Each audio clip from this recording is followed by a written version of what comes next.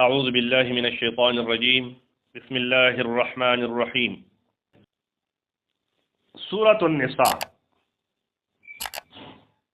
دا مدنی سورت دی مدینه منوره کې نازل شوی دی د هجرت نه وروسته سورت النساء ورته ځکه وایي چې په دې کې لفظ د نساء بار بار راغلی دی نساء ویلی چې زنانو ته په دې کې د زنانو حقوق دي او احکام دي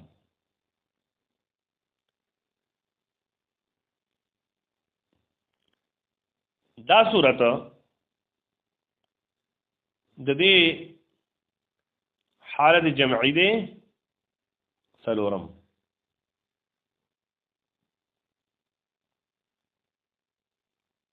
او ترتیب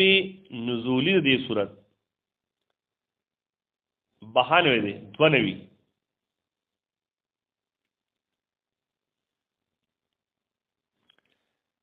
دعوت صورت صدا پدې کې تاکید دی د امور مصلحو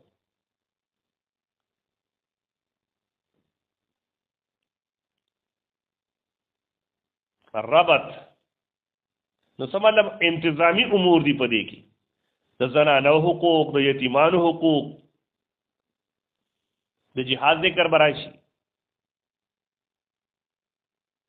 ربط د مخکې صورت سره دا دی چې مخکې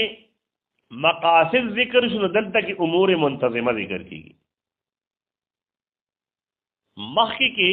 اصلاح د عقیده و نو په دې صورت کې اصلاح د معاشرې ده په سوره بقره کې زیات تر خطاب يهودو سره او په آل عمران کې نسوارو سره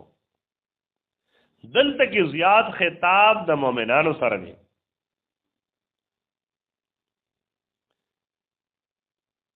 او دا لري لپاره چې د مسلمانانو په ملک کې امن وي سلامتیا وي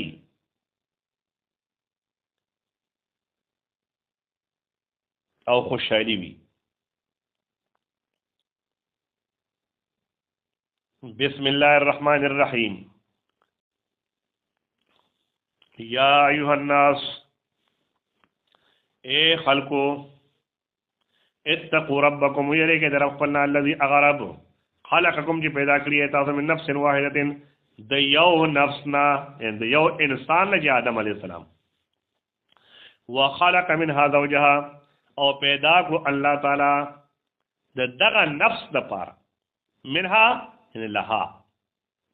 زوجها بیبی دو وبث منهما رجالا كثيرا ونساء او خارق منهما د دوالنا رجالا كثيرا نارینه ډېر ونساء زنانه ډېری